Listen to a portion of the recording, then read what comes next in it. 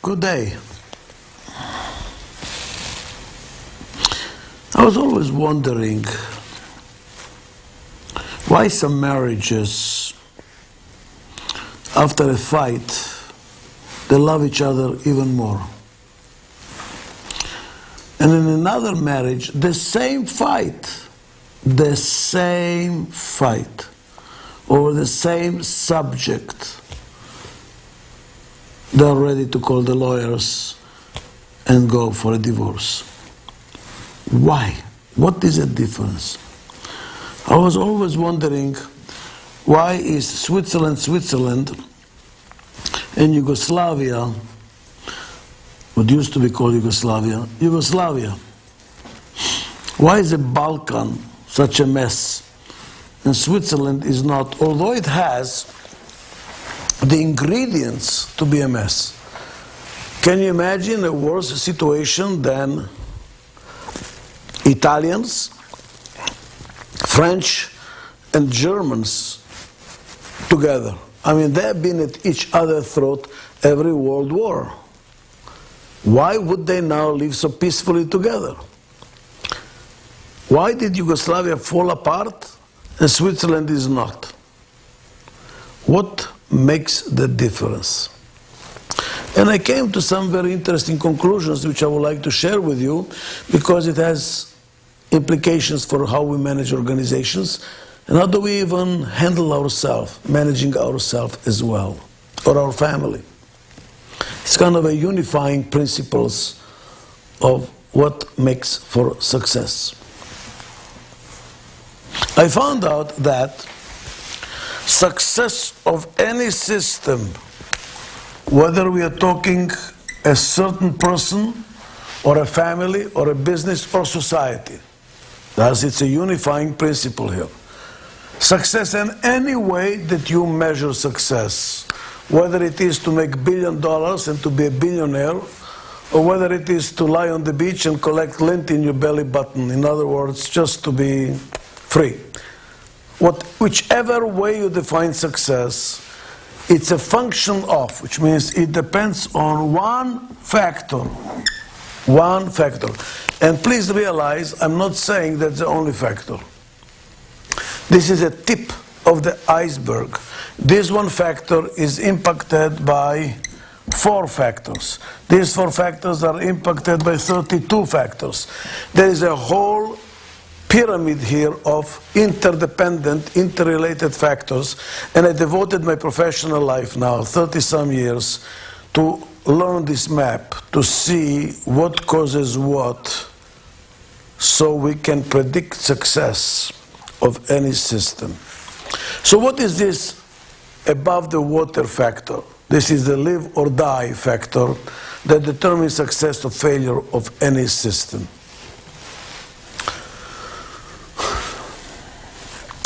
It is a ratio between external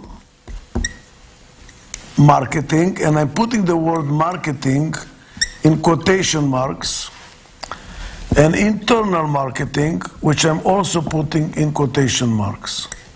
And I'm putting in quotation marks because the word marketing has a business concept, and you have to translate it, you have to interpret it. What does it mean for a human being, for a family, for a country?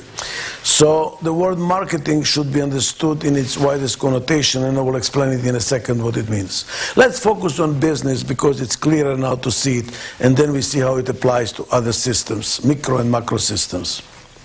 What's external marketing? If you take all the books written about marketing and you summarize them, and then you summarize their summary, and then you summarize the summary of the summary of the summary of the summary until you get to the kernel of knowledge, what is marketing all about, you're going to find out that really what marketing is all about is how to match opportunities in a changing environment to capabilities. In other words, what is happening out there, what is needed out there, what are the opportunities out there, what are the unfulfilled needs out there, and what are we capable of doing about it. So you know what marketing is? All the energy that an organization spends in identifying the opportunities and capitalizing on its capabilities to satisfy those opportunities. That's why we have product differentiation and market segmentation and pricing policies and how do we promote it and through which channels. It's basically how to satisfy opportunities with our capabilities profitably. You might even call it, instead of external marketing, you might call it external integration. How do you integrate yourself with the market in which you're operating, in the environment in which you're operating? And that one marketing now, when you interpret it for a human being, it's called career planning. What am I capable of? What are the opportunities in the marketplace? And how do I place my capabilities in the marketplace? So external marketing is personal career planning. For a country, it's called industrial policy of a country. What's the industrial policy of a country? What are the global economy needs? And how do we put to use our internal resources of the country in the most effective way and place ourselves in the global markets profitably? Well, that's the same thing. It's external marketing. What is internal marketing?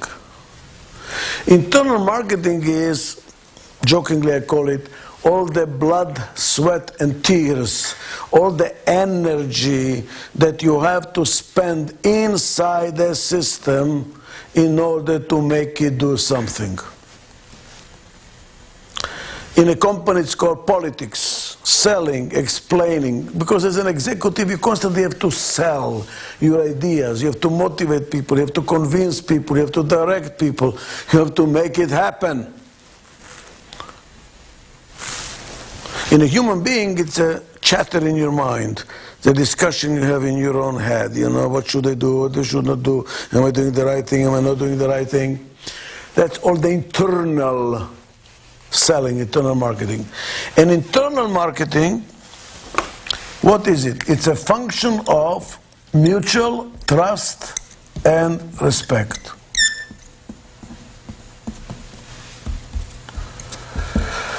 Let me explain that. Why does this formula predict success? Because we know from physics that at any point in time, energy is fixed. At any point in time, energy is fixed. There is no perpetuum mobile, which means endless motion, endless energy. No, there is a fixed energy. Even a human being, the most productive, the hardest working individual has fixed energy. Why? Because there are only 24 hours in a day.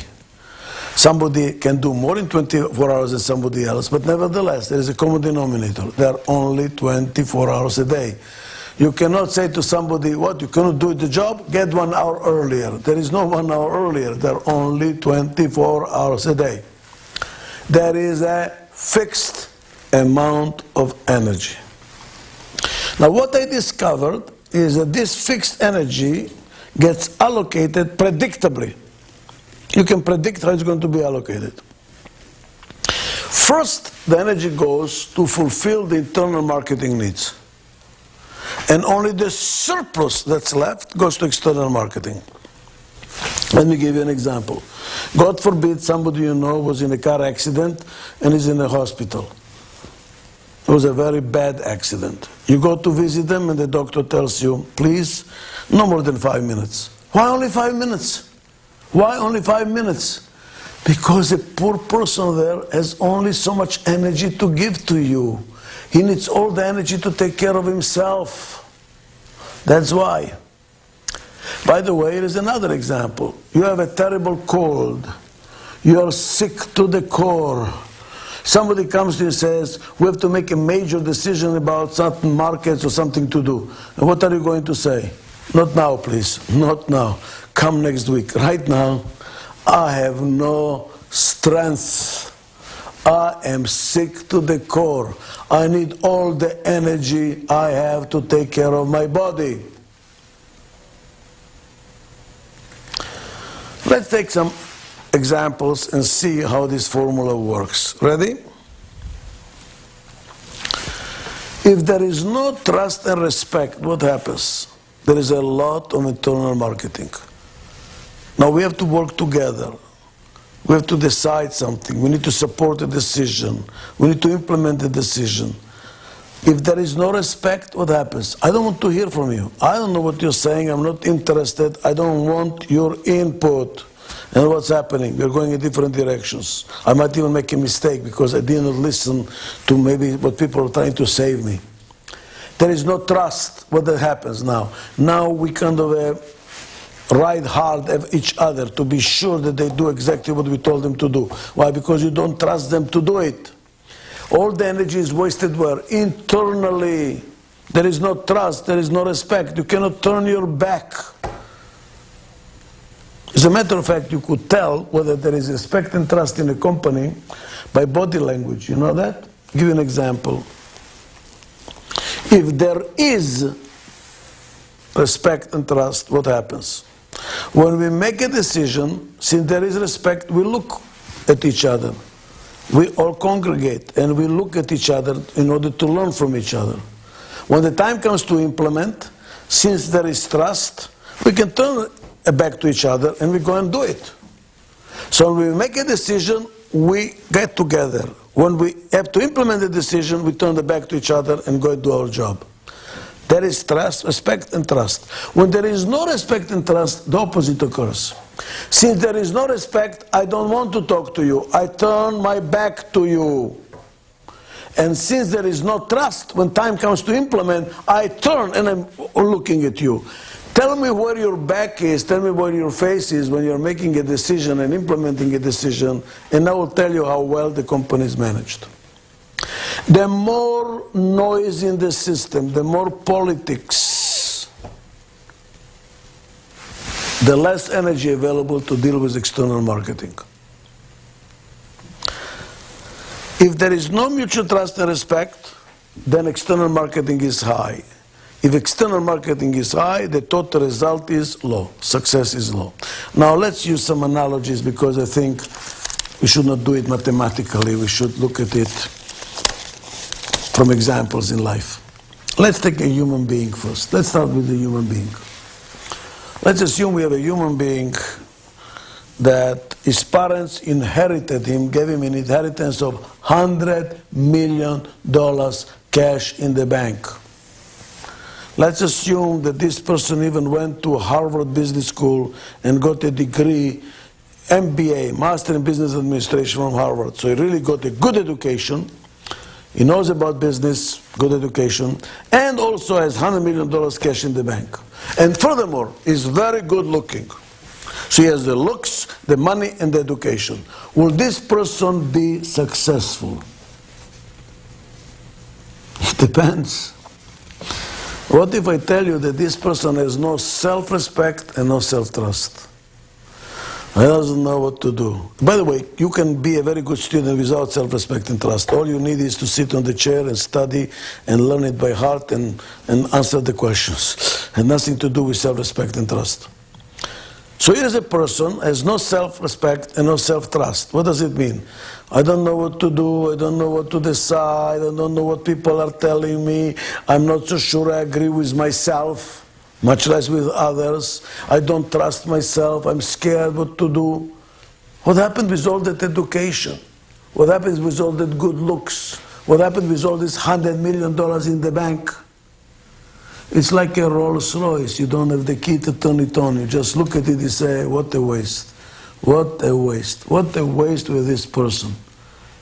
All that money, all that education, all the good looks, no use. Why? Because all his energy is being wasted between his ears. His eyes are turned inwards. What should I do? What am I doing? Am I doing the right thing? He doesn't even know he's good looking. He doesn't even pay attention, notice that somebody is making a pass at him. The opportunities are passing by him. He can spend $100 million, make $1 billion. He doesn't even see them. Why? All his energy is turned inwards. When is this person going to start functioning? He has to go to psychotherapy. And psychotherapy, by the way, starts with trust. Starts with trust. Trusting your psychotherapist and then eventually trusting yourself. Then respecting yourself, what does it mean? Respecting your own disagreements. So I cannot make up my mind. So there is a liberal party in my head who says, go do it. And there is a conservative party in my head who says, are you crazy, what are you doing? And I respect those voices. I respect my own dissension. I listen to my own voices. That's okay. I don't have to be perfect. I don't have to be right all the time. I listen. I respect to the voices, and then even respect the voices of dissension of other people until I make a decision. That's part of the therapy that this person has to go through. And then, as he develops respect and trust in himself, what happens? The eyes turn outwards. The energy that was wasted all here gets freed. And now all at once he can see opportunities, many opportunities, to find a spouse, to find a business, to do things. Now he can use $100 million. Now he can use his good looks. Now he can use his education. So when companies come to Adizes and say, Dr. Adizes, or Adizes associate, we have a problem here, we are losing market share, what should we do, what should be our strategy? I don't look at the external marketing as yet. What do you have to do first? Fix the inside. Fix the inside. I tell them we'll deal with the market later, because strength, success is not from the outside in, it's from the inside out. Outside in is a 19th century thinking. That's when country thought, if I have more land and more colonies, the stronger I am. It is a 19th century thinking. 20th century, 21st century thinking is, the stronger I am inside, the better I am. Small and strong rather than big and weak. It's not size, it's quality. It's not more, it's better. Look at the family. We go to the next level. Let's assume we have a person that what the yogis call is centered. What does it mean? I know who I am, I know who I am not. And I'm at peace with myself. Do you hear the word at peace? I'm at peace. Being at peace makes you so strong. When you don't have a revolution in your head, you don't have a clogged mind, they're fighting, and you can. I'm at peace. I am at peace. Now all the energy is available to handle the world. But God forbid, I have a disastrous marriage. No trust and no respect. One fight over breakfast and you're shot at least until noontime. You cannot work. A fight with your spouse, with your children, with your brother, with your parents, and what happens? You just can't work. As a matter of fact, people that go through a divorce, rule of thumb, they're useless for about 2 years. Why? Because their mind is somewhere else. I should have, I didn't, but if I did it, it would have been, but on the other hand, she did it this way. Your head is somewhere else, you can't work. The energy is going somewhere else. It's like being sick. Here is a recommendation. Next time you're trying to hire somebody important for your company, don't interview only that person. Ask them to come with their spouse to dinner. Check the relationship. If they don't have a supportive spouse, they have a spouse that robs them of energy, what does it mean? They don't have enough energy to give to your company. They bring the problems of the house into the company, and thus their capability to work in the company is much more limited. What's the next stage? Let's go to the next level. Let's assume we have a person that is at peace. I know who I am, I know who I am not, I'm at peace with myself, all my energy is available to devote. And I have a supportive family. I don't have any energy being wasted in that direction. They are behind me and supporting me totally. Now I come to work, and what's happening? Marketing against sales, sales against production, production against accounting, accounting against everybody. And when a client comes, a customer comes, what do we say? Come tomorrow. I'm exhausted today. I'm exhausted today with all the meetings and all the rumors and all the politics and all the interpretations of what's going on. I don't have the energy. If you want to serve the client better, first of all, you have to have a healthy inside.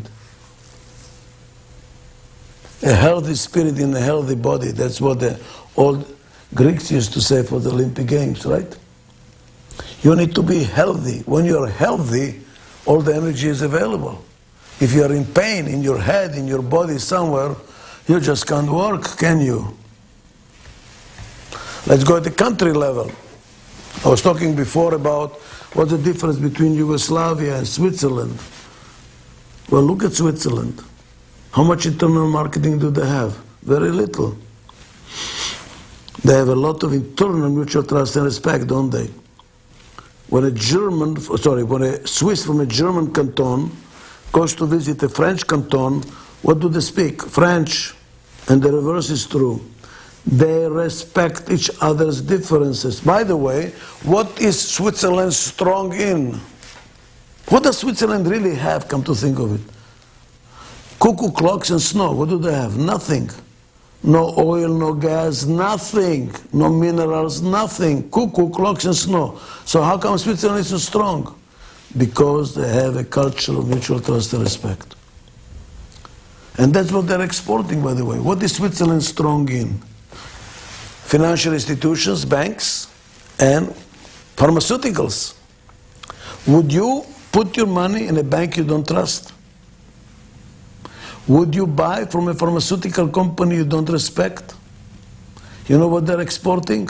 Their culture. That's what they're capitalizing on.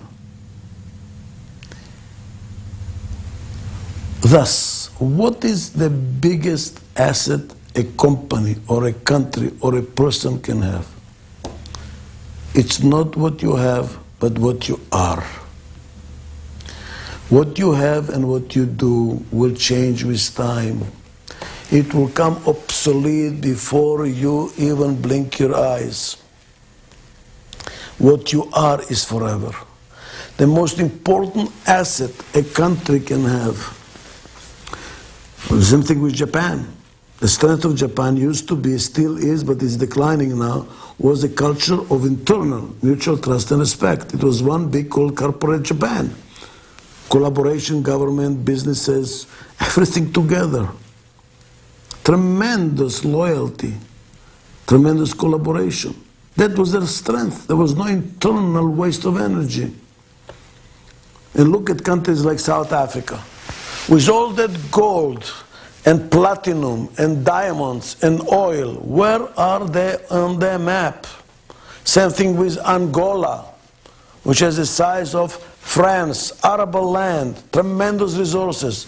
Whoever heard of Angola as an economic force? Who is an economic force? Pay attention. A country with mutual trust and respect, with an internal culture of mutual trust and respect. That's the biggest asset. Because what will make you succeed? There must be a market. There must be a market. Well, no, let's start differently. There must be technology. There must be money. No, I will have news for you. If there is a market, there is money.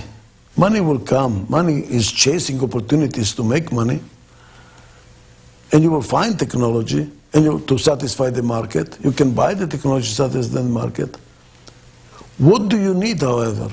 Management to find the market, to find the money, to put it together profitably. And for that, you need energy. For this, organizations need energy. And if that energy is wasted internally, on internal politics, on rumors machine, on backstabbing, and on fighting, how much energy is left to go and serve the client and fight the competition? So instead of fighting the competition, what are we doing? Fighting each other. Let me summarize. No company should outpace its culture. Many companies start with mutual trust and respect, but as they are growing and changing, the mutual trust and respect gets consumed, gets used, gets lost, and as we lose mutual trust and respect, they're sacrificing the biggest asset they have or they should have for the future success. What is the role of management is to build a culture and nourish a culture of mutual trust and respect.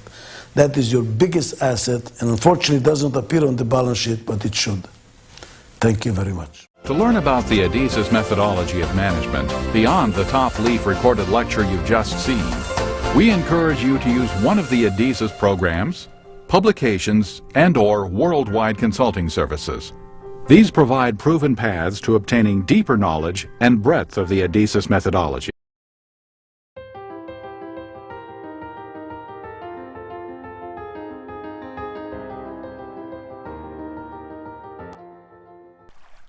Thank you. All right, welcome all of you, and I thank you very much for giving me this opportunity to share with you my lifetime work, practically 50 years. And I'm very especially happy to talk to Australia.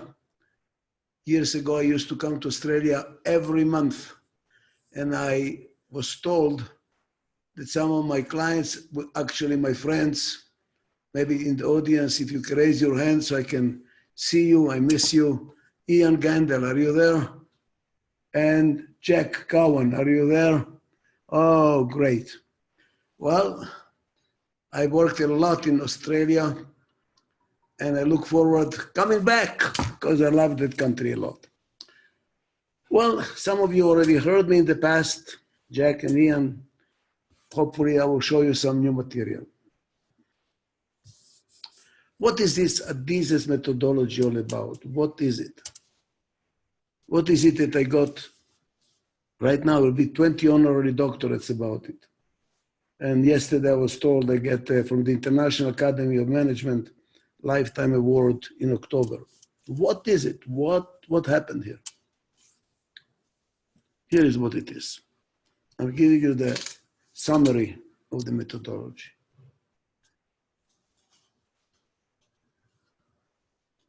And what's important to say is that this is not a methodology developed by doing some controlled experiment in behavioral science or interviewing 35 executives, finding their experiences and putting them together into a book. No. This methodology was developed with a lot of scars on my knees.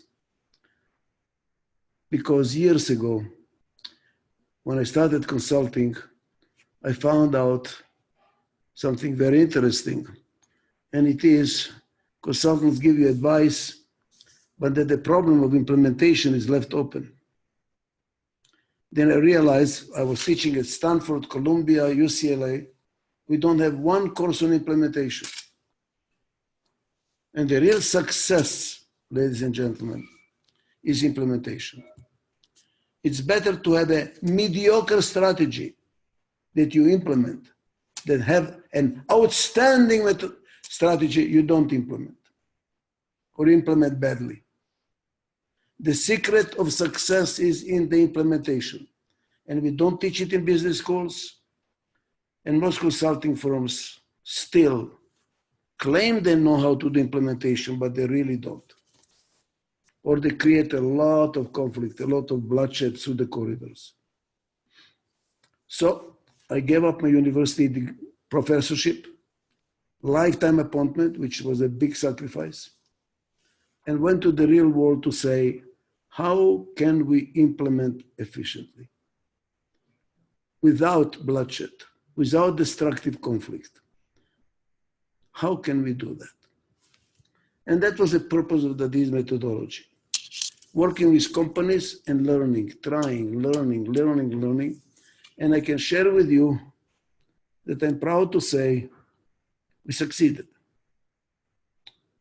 We have taken a company called, now it's called Wonderful. It used to be called Roll International. And you know the company because they own Fiji Water. They're the biggest farm in the United States. And you will see in the testimonials when Stuart Resnick says, we grew from $12 million to $4 billion thanks to the Adizes methodology. And Domino Pizza, Jack Cowan, we took it from $150 million on the verge of bankruptcy to what, when he sold the company, was $4 billion. and any others, and they're all in the testimonials with the real name of the president of the company, real company, so it's not anonymous in priori or someone. So it's a tested methodology what I'm going to talk to you about. It's not a theory. Tested, it's medicine, it's called empirically tested methodology. What is it? We all know there is nothing new if I say there is change. And also it's not new because it started with a big bang. It has been going on forever and ever. So what happens when there is change?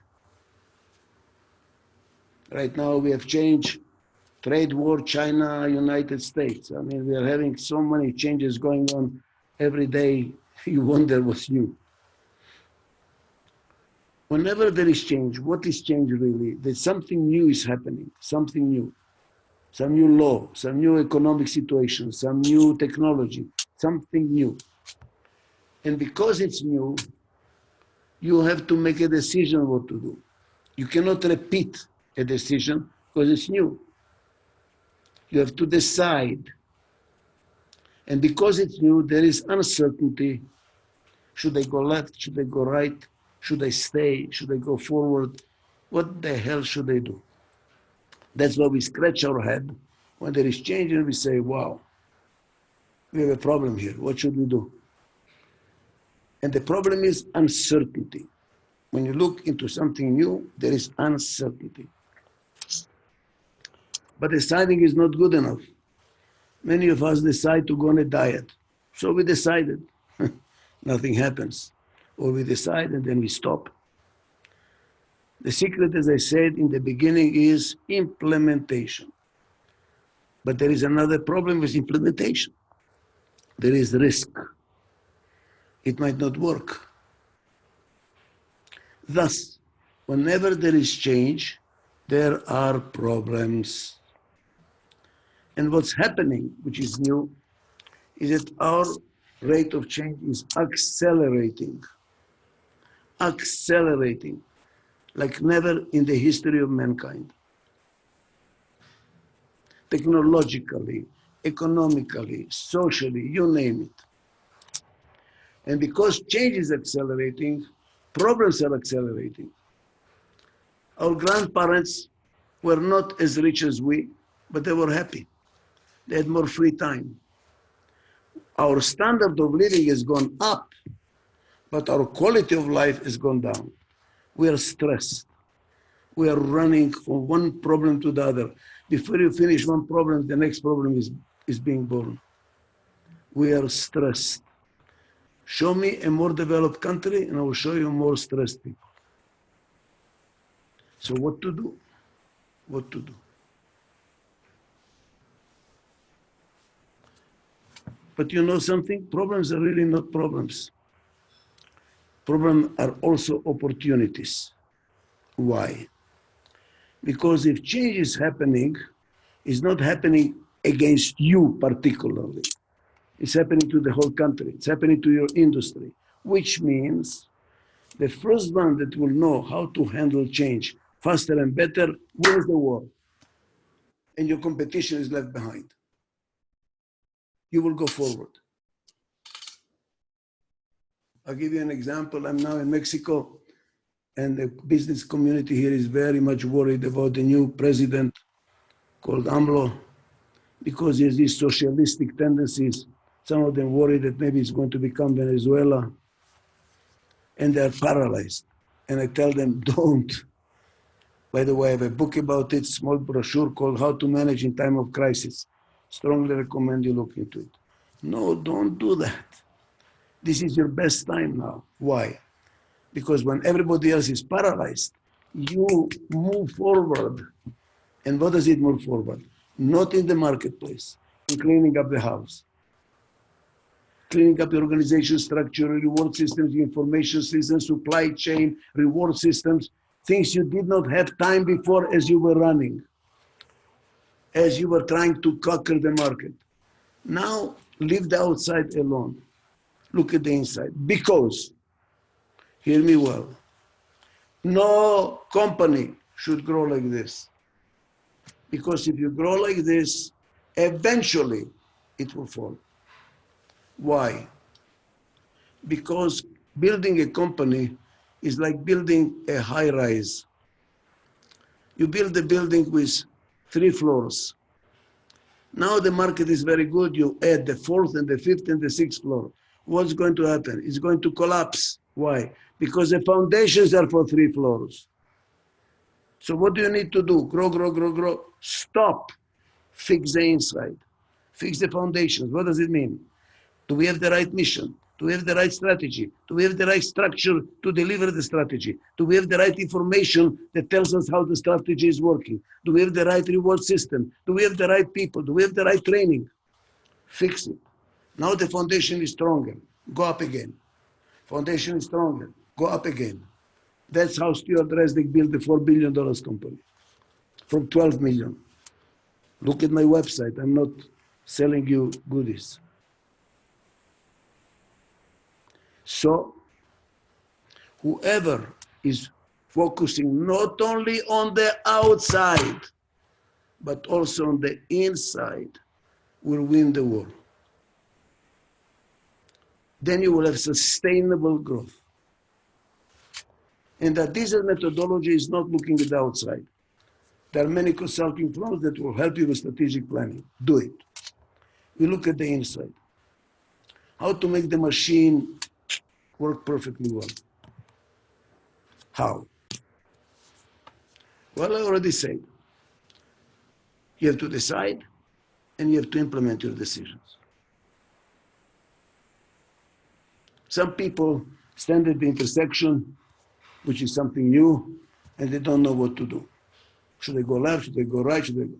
And they say, you know what? I don't have the information. Let me wait. I'm not going to decide. You know what? They just decided. What did they decide? To do nothing. That was the decision. Whether you realize it or not, when there is change, you are constantly deciding by default, even when you're not deciding. And maybe the decision to do nothing could be the worst of them all. As somebody smarter than me already said, even if you're on the right road, if you don't move, a truck will run you over. So what do I do? Let me start to tell you what to do. And remember, problems are not problems. They're opportunities and a problem. Oppor menaces, oppor threats. So whenever you look at something, don't say problem, say oppor threat. It's an opportunity and a threat. It's an opportunity if I do something, and it's a threat if I don't do anything, because somebody else is going to do it. Okay, how do I address oppor threats? I have to decide and implement.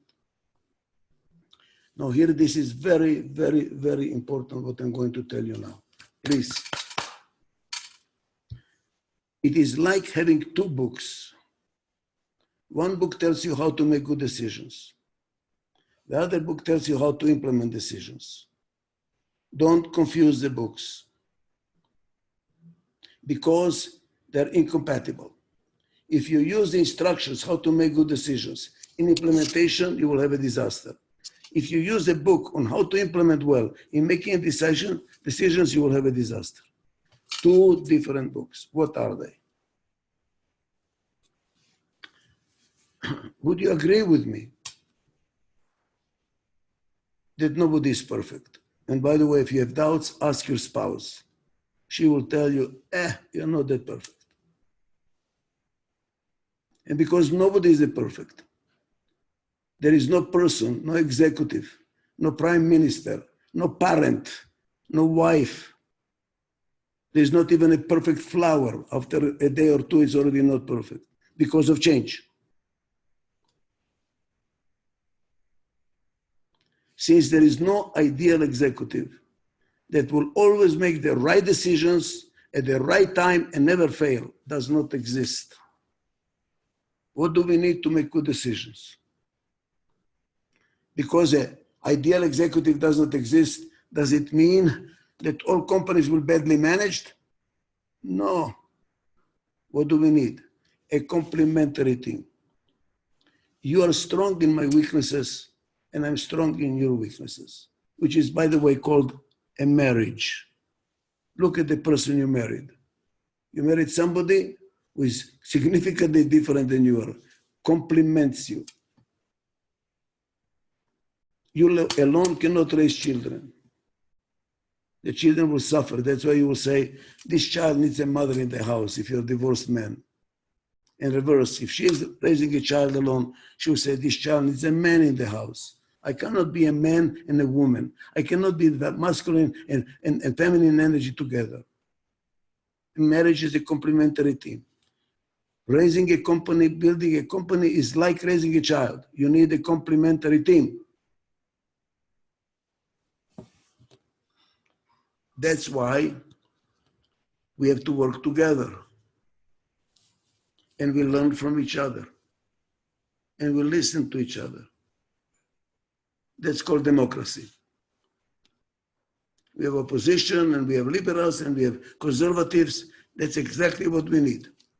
A complementary government, a complementary team, a complementary marriage, a complementary everything, by the way, if you pay attention to the world.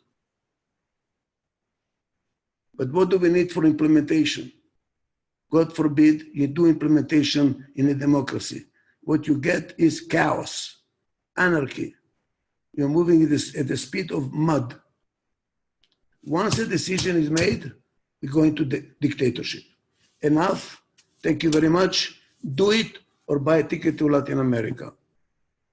Done. This methodology I call democratship. Democracy in decision making, dictatorship in implementation. And that's how I believe you should raise your little children too. You listen to them, but then you say enough, go to sleep. Discipline. It's easier said than done, because now you have a split personality. You're open-minded and then you're closed-minded. And you're open-minded again, closed-minded again. Wow. That's why I like a complementary team from a different angle. CEO, big horizon, thinks, change, listens and then makes a decision. COO carries the shop. No more talk, do it. We need a complementary team too. From different angles. So for good decision making, for reducing uncertainty, we need a good complementary team. Doesn't have to be 4, can be 2, but not less than 2. When I diagnose a company, I look, are you running it alone or do you have somebody whom you trust with your right hand and you talk a lot with each other?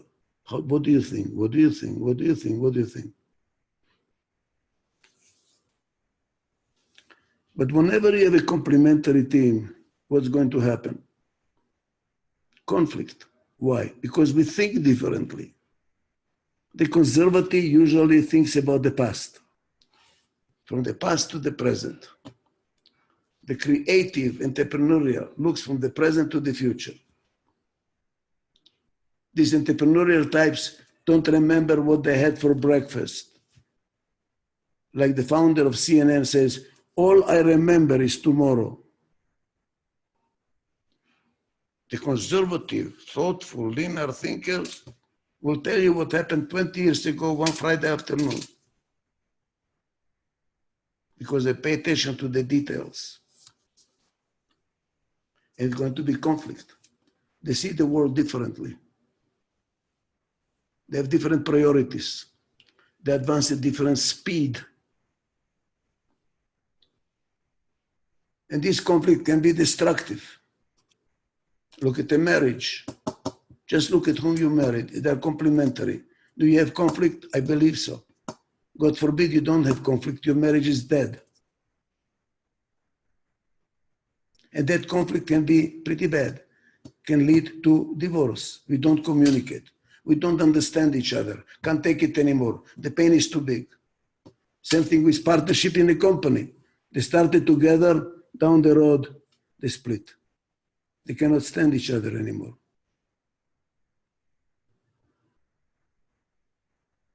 So what do we do? Ladies and gentlemen, conflict is like a lot of water going through the river. You can make a dam and make electricity, or you can have a flood and kill a lot of people and destroy a whole city. Which means conflict can be destructive, but it can be constructive too. In certain marriages, after a good fight, they have better sex at night. They love each other even more. In another marriage, same fight, exactly the same fight, and they're asking for a divorce. What is the difference? What is the difference? The difference is if there is mutual respect. And there is something else which will be the next point. Do you respect my difference of opinion? Are you willing to listen to what I have to say? Are you open-minded to learn? Maybe I have a point which you don't see. And the same thing in reverse. People don't mind if you don't agree with them. They mind if you don't let them explain what they think. If you do not respect them for their differences. And what do you need for implementation? To reduce risk. You need a common interest of all the parties or the stakeholders necessary for efficient implementation. Why trust? Because there is no common interest. Like there is no ideal executive. Utopian thinking. You know, we train individuals in business schools trying to create ideal executives. Cannot be done. Should not be done. We need to talk about collaborative leadership, not about leadership.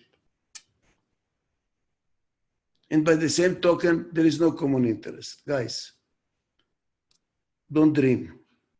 We started common interest when we got married. Down the road, we developed different interests.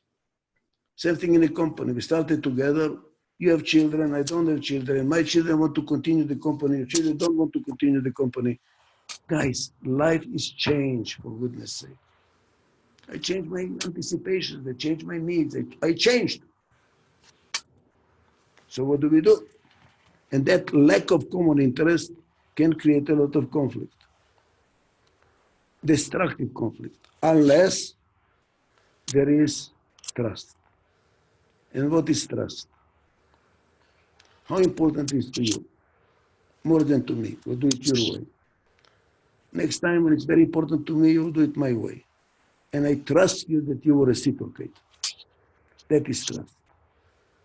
I trust that you have my interest in your heart as well. So when I negotiate with you, I'm not only looking for my interest, but I'm very much concerned about your interest. That's how a family should be run. God forbid, and every member of the family doesn't give a damn about the family. He takes care of his own interests. You have a problem. I think about you as well as I think about me. I care about you as well as I care about myself. We care about each other. Then I trust you. Then I can turn my back to you because I know if you'll stab me in my back and give me pain, you will share the pain because we are connected. With feelings, with love, with caring. So when all the stakeholders trust each other, although there is lack of common interest at this point in time, when your labor union will trust you, they will cooperate because you know you'll be true to your word. Down the road, you will take care of them. You want to take care of them like you take care of yourself. So what makes conflict constructive? Mutual trust and respect. I've been asked by several prime ministers, and I worked the last quite a few number of years with prime ministers a lot. I kind of moved up in my practice. And whenever they have a crisis, they say, Dr. Adizes, what do you recommend? And they expect me to give them some economic model of what to do, fiscal policy, I don't know, or a monetary policy, you know what I tell them? Whatever you do, don't lose the trust and the respect of the people. And my biggest complaint and criticism of Trump, I don't care how good his ideas are, is destroying mutual trust and respect, which is the biggest asset America had. The biggest asset you have in your company, listen to me carefully, is not your technology. It is not how much money you have. It's not how much protected IP you have. It's not how big, stronger you are in the marketplace. Trust me, it's not. It's all passive. You know what's your biggest asset? Your culture. Your company culture. Why? Let me tell you the secret of success of any system. Just one little thing, which hides everything, explains why people are successful, why some people are not, why family is successful, why they're not, why company is successful, why not, why countries are successful, why not. I'll tell you what it is. Success is a function of a little formula. External integration divided by internal disintegration. That's all.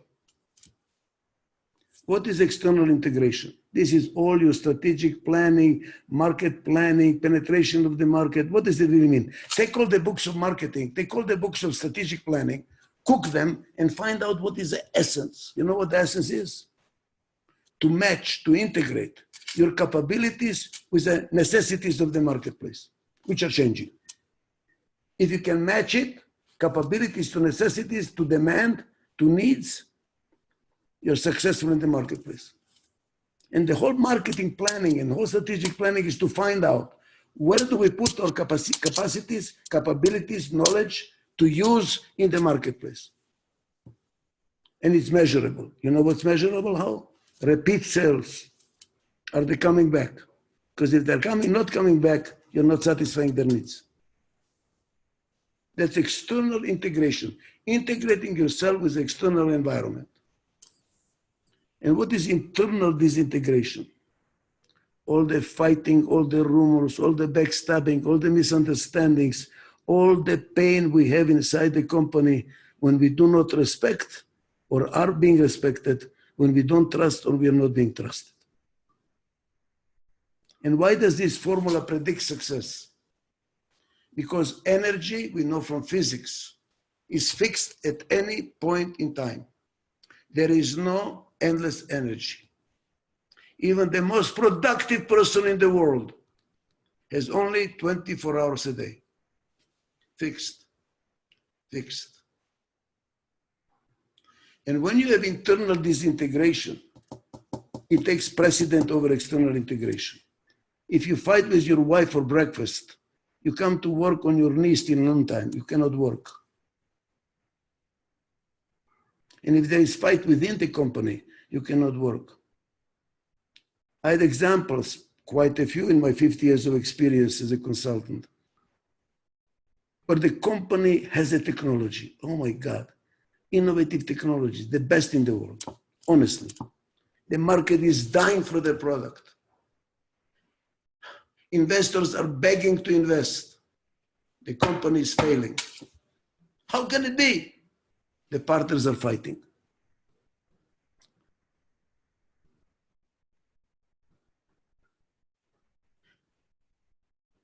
Like that famous guy from Omaha says, even the best business is bad business with a bad partner.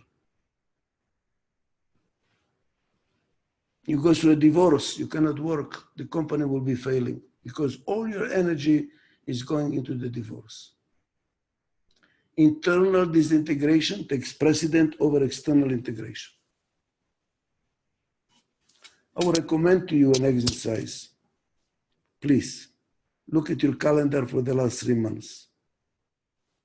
what percentage of it is waste of time on internal disintegration, on problems of internal disintegration. And that will tell you how successful you're going to be.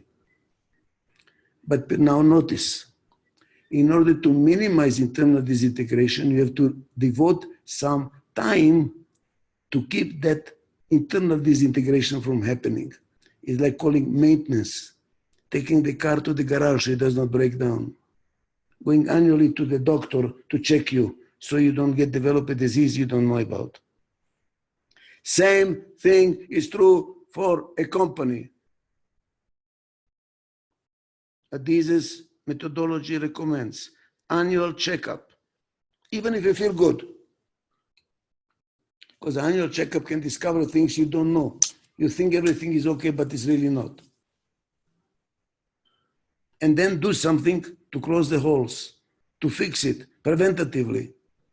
Because a problem that's not addressed is a crisis in waiting. And when do we act? When we have a problem. When it really hurts. Some people need a small heart attack, not big, small heart attack, to go and start the diet, to lose weight and stop smoking. Otherwise, they will never do it. How sad.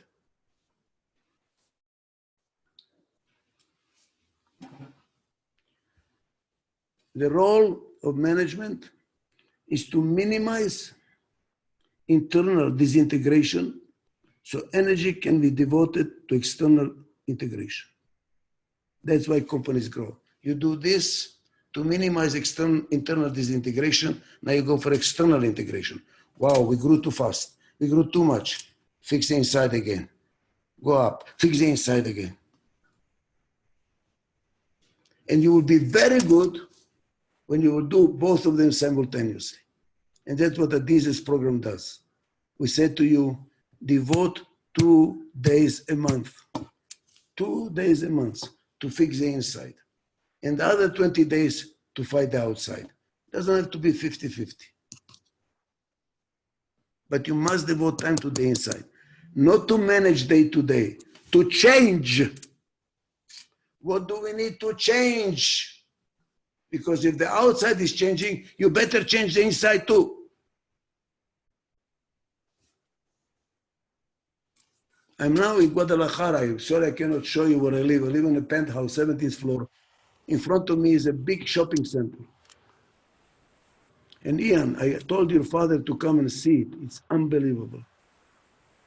I saw many shopping centers. These guys are really doing the right thing. You know what they're doing? I've been here for a year. All the time they're constructing something, moving something, changing something. At the beginning I was getting upset. When are you going to stop digging and changing? And then I realized, never. It's always exciting. It's always something new. It's always a new store which another store was out. Constantly it is exciting to see new things. Across the street, somebody else is building another shopping center. Will fail. I'm telling you now. It's boring. Internet, we eat them for breakfast.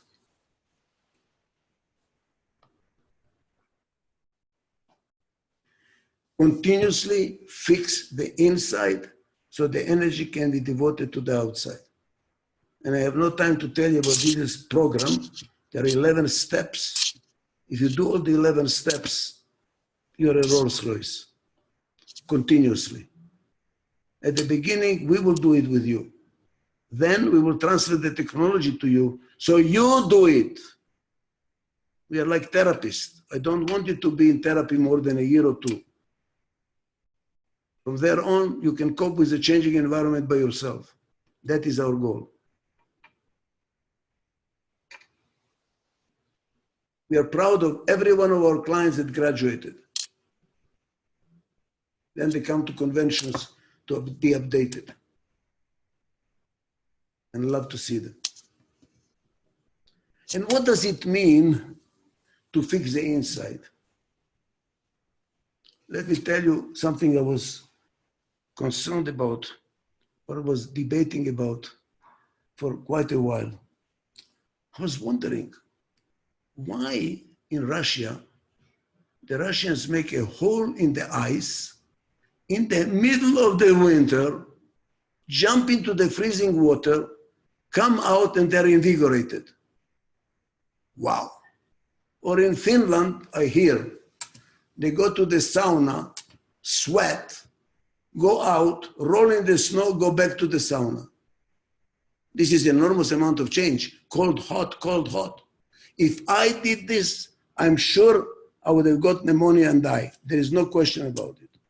For me, change, guys, in my case, if I move from a room which is air conditioned outside, which is hot day, then back to the air condition, invariably I catch a cold.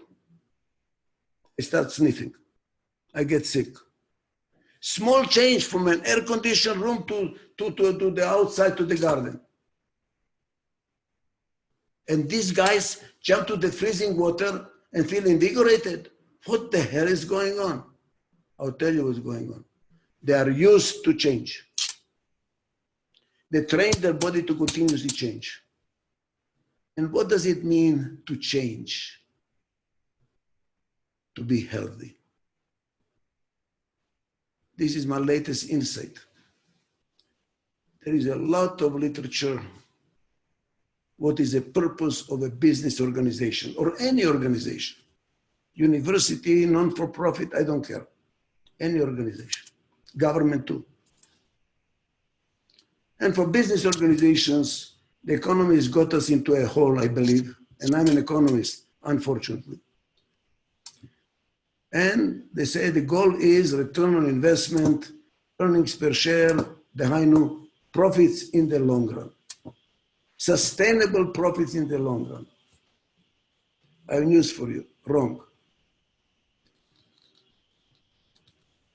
How did it happen, by the way, is because they can measure it. And good economists are econometricians, mathematical models from here till doomsday. So if they cannot measure it, it does not exist. For me, profit is a result of being healthy. Because if you're healthy, you'll be able to deal with the changing environment and you will make a nice sum of money. Profit is not the goal. The goal is to have a healthy organization. I'm pretty sure when you were a young man or woman, your mother will tell you the most important thing is that you're healthy. How is your health? How is your health? And now that we get old, that is the first sentence we ask our friends. How are you today? How is your health? Why? Because if you're not healthy, you cannot handle the market. You're not healthy, you cannot handle the opportunities and the threats. You don't have the energy. And what makes the disease? Disintegration. All diseases come from disintegration. The parts are not working together, whatever functions they have to perform. And what is the solution to disintegration? Integration. Fix the inside and integrate with the outside. You cannot integrate with the outside, get a better market share, get more profitability if you're falling apart inside.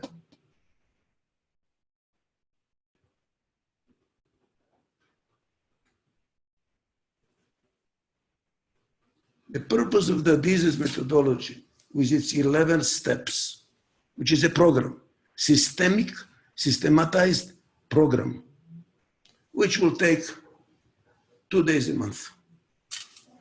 Now, if you have bigger problems, it will take 3 days a month.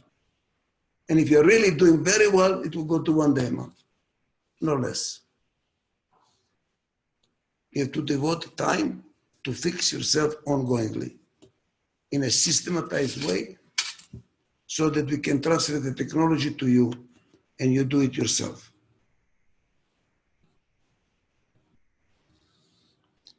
And what are we doing? We are developing, nurturing, reinforcing a culture of mutual trust and respect. That's it. Because when you have mutual trust and respect, internal disintegration goes down, energy gets freed for external integration, and we beat the hell out of the competition. Because we have more energy, that's why. Simple as that. We're wasting energy, we are using energy. Now the next question. All right, Dr. Adizes, I think you made sense. We need a culture of mutual trust and respect, not only in the company, in a marriage. The day there is no more trust and there is no mutual respect, we are roommates. This is not a marriage anymore. Whether we get divorced or not is irrelevant. We are roommates. The day a country loses mutual trust and respect between the ethnic groups or between those that have it and those that don't have it, the country is going to go into turbulence and the energy will be lost. And the country will suffer. I can assure you, if you take a table, countries, and then those with high culture of mutual trust and respect, which United States had, it's losing it. That's why America is going down. America is going down. And you will see high mutual trust and respect go down to the lowest mutual trust and respect. And then look at the economic growth or success, you will find perfect correlation. Same thing with the company, perfect correlation. I strongly recommend you do the research and find out. The biggest asset is your culture. And our job is not to solve the problems, period. Is to help you solve the problems in a way that you learn how to do it with mutual trust and respect. We use the problem solving, the restructuring of the company, redefinition of the mission, and how do you do the budgets correctly? How do you do the reward system correctly? That's not the goal.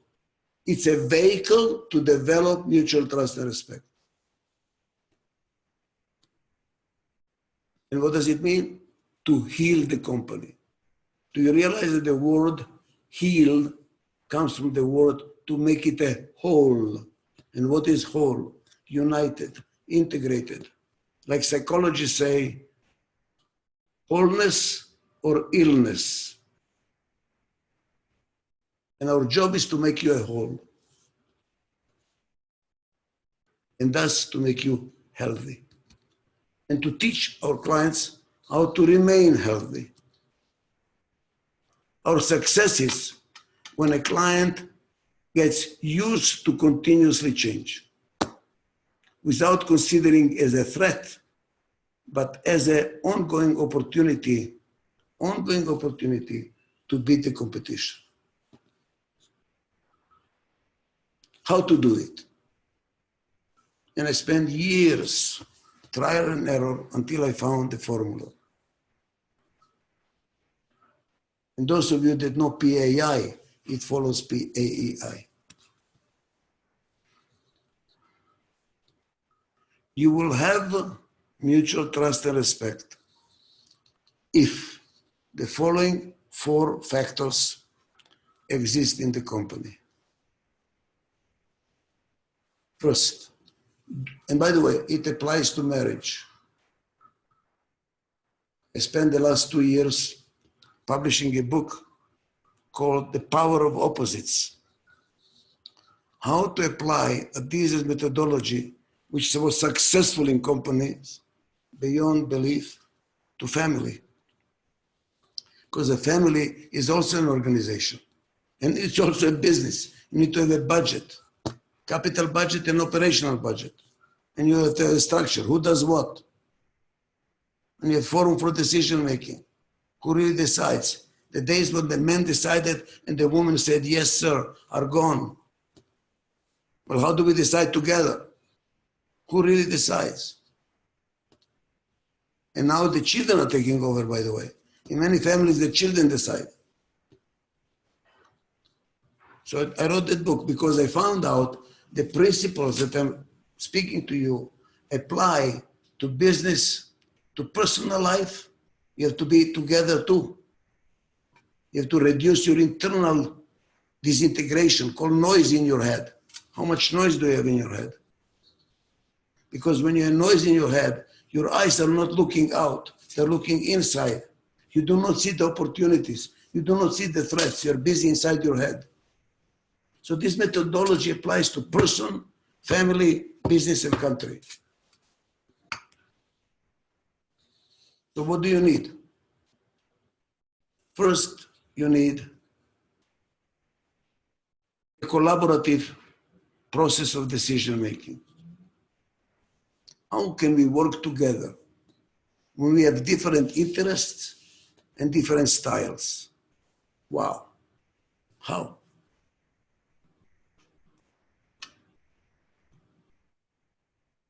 I'll tell you how. I found out there is no mutual trust and respect unless there are rules. What to do, what not to do. And we need rules. So I spent 50 years of my life trying to find out which rules will make it happen. For instance, just to give you for instance,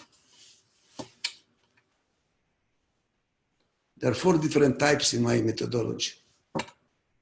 There's a complementary team is usually 4. Could be 2, usually 4. You have the producer. The guy says, let's go and do it, enough. Enough is talking, come on guys. What do we need to do now? Move on. Is the producer. Task-oriented, now-oriented. Don't bullshit me about the future, and I'm not interested in the past. What do we need to do now? Let's go and do it. These are the guys who shoot first, aim later. Let's do it, we'll talk about it later. Doers. Then you have the bureaucrat, the administrator, linear thinker, all the details have to be in place. You have to be on time. Don't leave before the time expires. You know, oh my God, they're managed by manuals. Everything is systematized. Everything is organized. They run a very well-controlled disaster. The company is going broke, but on time. And then you have the entrepreneurial type. Creative, sees the horizon, exciting, full with ideas, but the feet are not on the ground. That's why many of them fail. They're very exciting, but the feet are not on the ground. These are the guys who tell you, it's too late for you to disagree with me. I already changed my mind.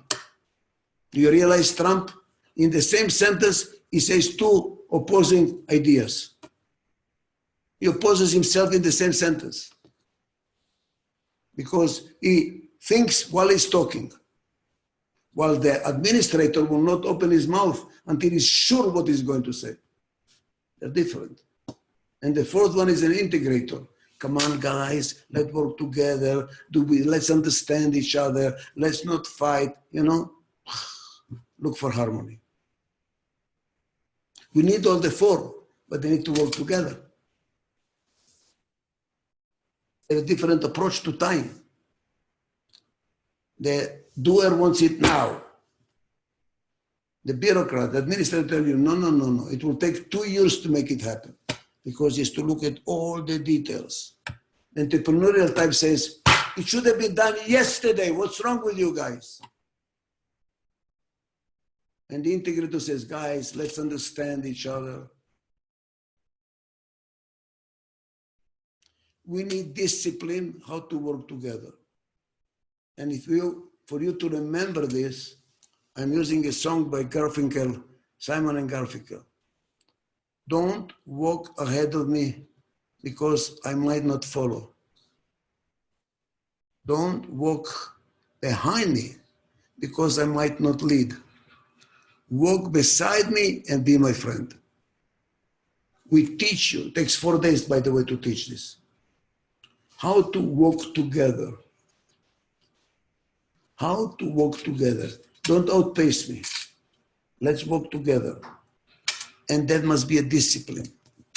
When there is a discipline, all participant sports have discipline. Even wars have discipline. What do you do with the people that you captured? Our problem today is that we do not understand the rules of the terrorists. We know the rules, but they have different rules, and we still didn't find out what they are. That's why they're called terrorists. So we need discipline. So we teach in a company how to work together and come to conclusions at the end that everybody supports. Believe me, everybody supports. Proven. I've had companies tell me, Dr. Adizes, if you solve this problem, which we've been fighting for God knows how many years. I can tell you. Northrop Aviation is a company that produces the Phantom, the jets. They had a problem, I can tell you, because 15 years passed by, 20 already, more. They always produce planes with 2 engines. Because at the time that Northrop, the founder of Northrop Aviation, the engines were not reliable enough, so he made 2 engines just so the plane will not crash. He died, but it became a religion of the company. 2 engine planes. Who was buying it? Developing countries where they have problems with maintaining airplanes. The United States Air Force was not buying it. They were missing the biggest client because the technology developed now, the engines are much more reliable. And I said, Dr. Adizes, we have been trying to change this. It's so embedded in our consciousness, in our culture, impossible to change. So let me show you how to change. And we changed. And F something, I don't know, if 11, 13, 16, one of those is the first aeroplane with 1 engine that Northrop produced. And as a prize, by the way, I'm proud to say, they took me to Fontainebleau and flew me on the plane with 1.9 Mach and 5 Gs. And I have a picture of it in my bathroom.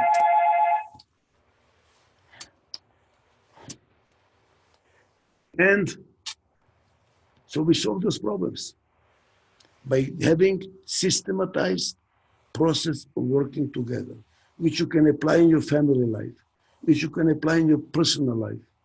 There must be a systematized way, organized way, disciplined way of organizing your thoughts so you can come to conclusions that make sense. That's number 1. Then you apply this methodology of decision making to define jointly stakeholders. What really is the mission of the company? Now don't tell me, oh, we have mission, Dr. Adizes. I believe you don't have the right mission. Why? Because usually companies have a mission on the wall which applies to any company. Our purpose is to serve society responsibly and take care of our stakeholders, blah, blah. It applies to anybody. If the mission you have applies to anybody else, wrong mission. It has to be particular to you now for the next 3 years. And every year you should review it. Why? Because there was change. So we teach how to do that. You need to have a common vision, common mission, common values. The worst is to have some executive who is very productive, by the way, makes a lot of money for you, but it does not share your values and vision. You know what's going to happen? You make money, but you lose as much on the internal conflicts. Not worth it. Same thing in a family. Just imagine that your spouse has a totally different vision what a family is. Be married now. So you need disciplined, collaborative decision-making process. You need common vision and values. What else do you need? A diversity, organizational structure. What does it mean? What does it mean? Well, I already told you, we need a complementary team with different styles. Well, the structure has to be also differentiated for the different styles. Example, marketing is different from sales. Too many people call, I don't know, you look at marketing, I call them transvestites. They look like a woman. You take a little bit clothes off, up, it's a man. It's called marketing. Analyze it, it's not marketing. It's sales support. All they're doing, selling, supporting sales. Marketing has to be entrepreneurial. They should not be looking at today. They should be looking at the future. Where is the world going? Where is our market going? Where are the competition going? What's going to happen out there? And thus, what kind of products do we need? At what price should we sell it? What channels of distribution we should have to do like that? How do we promote it? Which are the 4 P's of marketing. For the future. How about sales? Sales is a doer. Now, where are the sales? What is the purchase order? Don't tell me, future, blah, blah. What is the sales? It's a different role. And these two should be in conflict. If they're not in conflict, you don't have a good company. Because marketing will change and sales don't make waves. We have too much work to do. The mistake company do, they put the two together. Vice president for sales and marketing. Bingo. Listen, you will never, I've never seen it.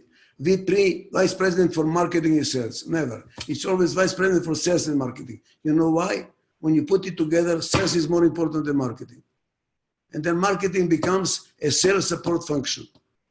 Doing little brochures, analyzing how the market is behaving, doing some marketing research, and supporting sales. And what's happening for the long run? You're not changing enough, taking into account the long run. And God forbid, you have R&D, product engineering, product development, together with manufacturing. Manufacturing is now, efficiency. New product development is future. If you put them together, I will tell you what engineering is doing. Maintenance, because they're under the thumb of production. And the last mistake, on which I always lose the battle, by the way. Most of the time, I lose the battle on this one, because those guys are far too powerful. It is to put finance and accounting together. Accounting looks from the past to the present. That's why the financial statements say, as of 31st of December. They're not looking at the future, they're looking at the past. Why? Because they have to be precise. When you look at the future, you're not precise by definition. Finance should be looking at the future. Where are we going? How do we finance it? Where is the money going to come from? Do we go for equity financing? Do we go for bonds? Do we go for loans? How do we do it? And are we financially healthy? They use the accounting data to analyze the health of the company. You think, oh, no, espera. Dame más poquito. They usually put them together. And the disaster is, if the CFO, who is accounting, is very creative, then accounting can be very creative too. And then you really don't have the right information. And if the accounting guy is a CFO, then you are liquid like a fish. So much money because they're very conservative. Split it. Split it. An organization structure is to be organized correctly. I beg you, don't structure your company yourself. Even I have difficulty structuring my institute alone. You know why? There is a Hebrew expression, no prisoner frees himself from his own chains. You need somebody else to help you. I'm not saying use Adizes. Use whomever you trust. But use somebody, because you're too close. You cannot see the picture when you're in the picture. You know too much. You know the people. Say, we have to change. Yeah, but Michael will not accept it. Yeah, but this, and what ends up? You started with designing a horse, you end up having a camel. Again, what are the conditions Why structure is so important? Because if we are overlapping, the responsibilities are not clear, we step on each other's toes, and trust and respect goes down the drain. So 3 of them so far: common vision, values, disciplined collaborative decision making, and diversified functional organizational structure. And what is the 4th one? Have the right people. Very important. Even the best structure, the best disciplined decision making, the fantastic common vision and values will not be work if you have the wrong human capital. And what is the right people? If mutual trust and respect is so critical, so important, you want to have people in your company that you trust and respect. And they trust and respect you. You don't want to have a bad apple. The best engineer, incredible engineer, genius, indispensable, but he does not get along with people. Gets everybody mad, spends all the time, he creates a lot of havoc.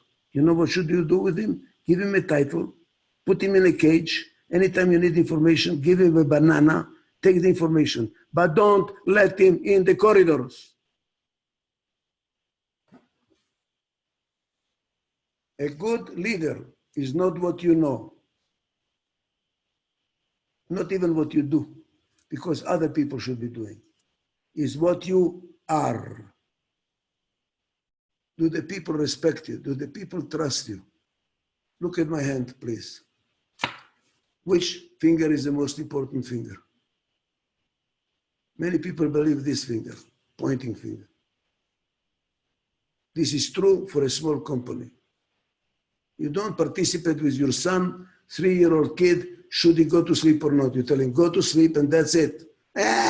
Go to sleep.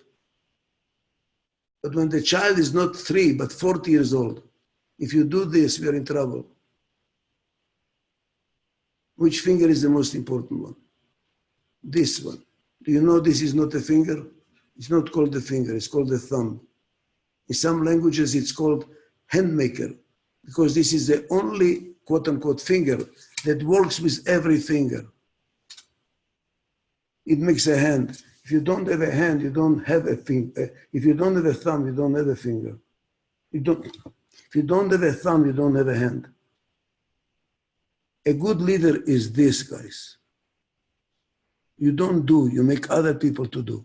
How? Together. Together. If you go to the Middle East, this is called a khamsa. Women carry it on their chest as a blessing, or put it at the entrance to the house as a blessing. This is a blessing. Go to any church of any denomination. The saints are standing there in the pictures like this. What the hell is going on here? What is this? You know what this is? Be different and be together. Be different, but be together. That is a blessing. Some people say to be together, we have to be the same. Look at this. Now we are together. But to be together, we must be the same. You know what this is called? Communism. Fascism. And look at my hand, it's paralyzed. That's what happened to those dictatorial regimes who don't accept diversity, that are not democratic. And what is a curse? In the Middle East, when they curse you, they do this in your face. Now look at the difference. The difference between a blessing and a curse is only 2 inches. 2 inches. Be different, not together. God help you in a marriage if that is true. God help you in a country if it's true. God help you if your company is that way. The trade unions against you, management against management, management against owners, owners against owners. Good luck. Good luck, guys. The Adizes methodology is to take a company which is like this and to make it like this and make the leader a thumb. That's it. That is it. Because then you have a blessing. And it's not easy. I don't going to lie to you, it's not easy. Because in order to work together, although we are different, we need to have tolerance for each other, to tolerate that we are different. It's not easy. But in order to be tolerant, you need to have patience. Patience to listen to somebody who is not agreeing with you. To be tolerant of somebody who does not agree with you, that has different opinions, to have patience to listen to them, although there is time pressure left and right, is very painful. And many people avoid that. I can't take it, I hate it, including me. It's not natural. Natural is to do it by myself.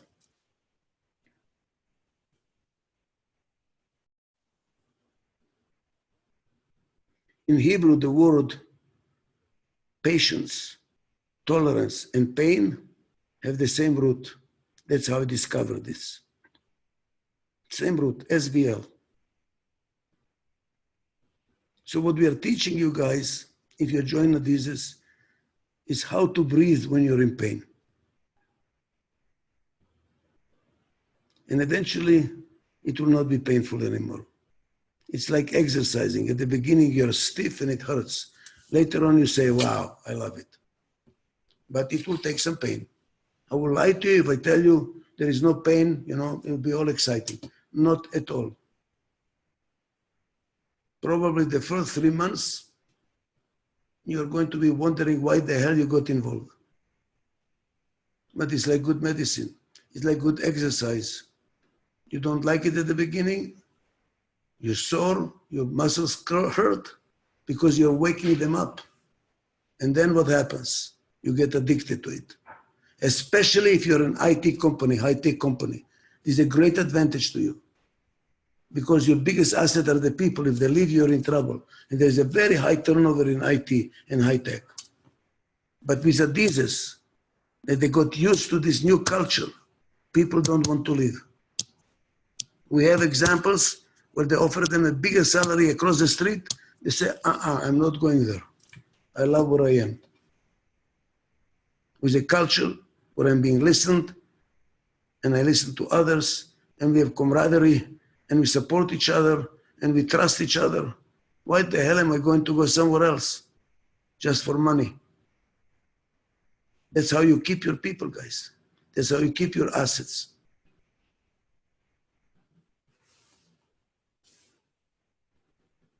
Let me summarize. The purpose of management is to make the organization healthy. It's like being a parent.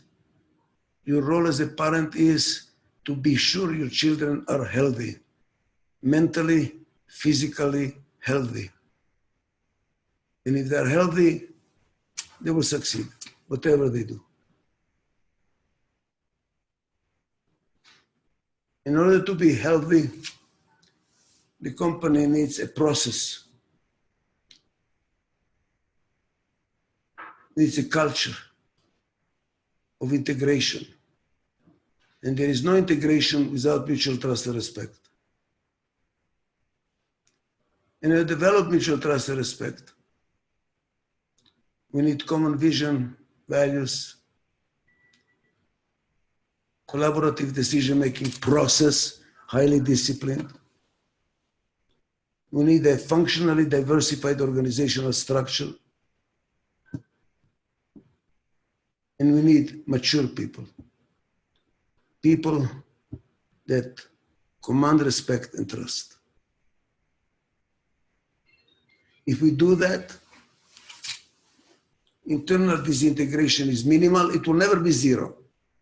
Don't be utopian. It will never be zero. But it will diminish to a reasonable level that can be handled. And then all the energy goes to the external environment, to fight competition, to get new clients, to serve clients, to make the clients happy, to make the clients come back. And you are on your way to sustainable profitable company. Thank you very much. Questions?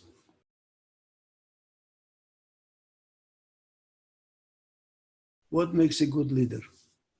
And if mutual trust and respect is so critical, then you want a person that commands respect and trust. Now the next question is, what kind of a person is that? Well, let me give you the characteristics. First of all, he knows who he is, he knows who he is not. He has a very relatively clear idea, who am I? I know my demons, I know my weaknesses, and I can live with them. Because if I accept my own weaknesses, I can accept your weaknesses. And if I don't accept mine, I'm going to fight yours tooth and nail, because fighting your tooth and nail, I'm fighting my own. I know who I am. I know my strength, I know my weakness. Thus, I'm capable of finding somebody to complement me. And I'm not scared that they're different. I even appreciate their difference. I tell the people that work with me, I love my associates, those associates that beat me in my argument. Say, Dr. Adizes, no, let me tell you why. And I listen, and I said, you know what, you're right. Wow, I love those people. Why? They compliment me. They enrich me. We make a better decision because of them. By the way, not all people are good. There are people who have something to say, good. And there are people who have to say something. They just waste your time. So you want people that have something to say, which means they teach you, they compliment you. For that, they have to know who they are, strengths and weaknesses. They will work on their strengths and weaknesses, but they're not paralyzed. They can find a complementary person and not be scared of that. Then they know how to listen, are not scared of differences. And they know how to resolve a conflict in a highly constructive way. I like executives that know how to shut up. When the company is small, or you're at the bottom of the hierarchy, your mouth is big, your ears are small. Because you have an image what you want to do with the company, and you're telling people what to do, and you're difficult to work with because you have the vision and that's what's going to be. And it's like having a child, a baby. You're not going to let other people start playing with your baby. This is my baby, I'm telling you what you're going to do with the baby. But now when it's big and mature, wow, wait a moment. Well, the ratio of ears to mouth have to change. The mouth becomes smaller and smaller, the ears become bigger and bigger. Why? Because you don't know what's going on. You better listen. And don't talk until you hear everything. And that's mistake of Trump.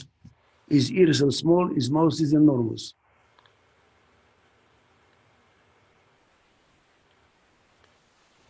What kind of a person is that?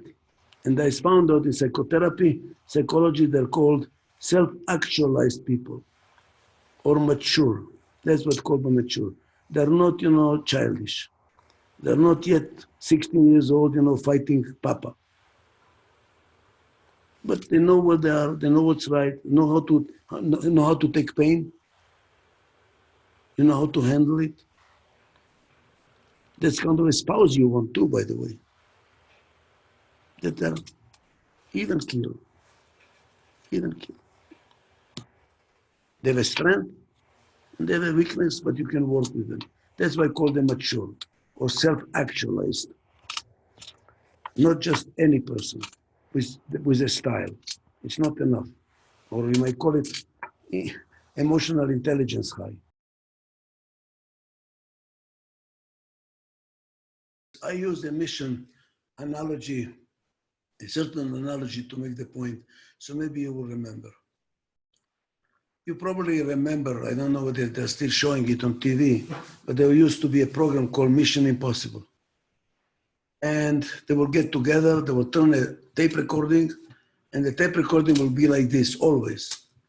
There is this threat, I don't know, whatever it is, nuclear war or something. They tell you what it is, the threat. You are members of a special forces. Your job is to eliminate the threat, and if they catch you, we will disown you. Now, what do you have there? What is who you are? What is the threat? What are the values? And what do you need to do about it? That is, for me, a mission. And this methodology, when we work with a client, which might take 2 or 3 days, maybe 2 days, it doesn't take too long. The whole team sit together, we say, okay, who are we? What business are we in? What business are we in? By the way, it's not an easy question to answer. When I changed Bank of America around, which I did 1982, I asked a question that they were appalled for the prices, for the fees we pay. You are asking this question. I asked him, what's a bank? You tell me you're a bank. What's a bank? By the end of the discussion, we realized bank is an outdated institution. Why? They take savings and give loans. Savings and loans are dead. And I was proven right, because years later it was a multi-billion-dollar failure of the whole savings and loan banks. Why? Because you have a competition on the savings sides. People put it in art, in stock, in real estate. Who puts money in the saving account? And you have a competition on the demand side. Insurance companies give loans, private equity funds. You can do other partnerships. I mean, a bank is squeezed from both sides. And I said, we have to change it. Who are you? What do you know what to do? What is the need of the market? And then we came a new definition. We are a financial services institution. And that exploded, guys. We added Charles Schwab brokerage to the bank, insurances, private banking, we call it Bank of America, cash movement. Moving money around from individual to individual, from individual to company, from company to company, company to individual. That whole flow of money serving the treasurers of companies. And then we have mortgage banking and we have discount banking. Wow, it exploded once we redefined who we are. After you know who you are, what's your business model? What business are you in? What business are you in, for goodness sake? Who the hell are you? Most companies, by the way, don't know. Maybe because I'm always invited to companies in trouble, so maybe I'm just biased. Then you say, okay, if that's who we are, how is the environment changing that's going to give us opportunities or threats? And in light of it, what are our oppo threats? What are the opportunities? What are the threats? Then the next question is, which of our values has to change because they do not apply anymore to the new environment we operate in? That's another oppo threats. You take all these oppo threats and you write a mission. Our mission is to address these oppo threats in the next 3 years. And next year we are going to read the mission and we are going to say, a little change. It's called rolling. You always look 3 years ahead and every year you adapt it. So you're always looking ahead and analyzing. That's the mission. Vision is different. Vision is, if we achieve our mission, how will we look like? Visualize it. It's called the power of visualization. Describe to me how the company is operating. Repeat it several times until it gets embedded in your consciousness. Like you visualize it, you can see it, that's why it's vision.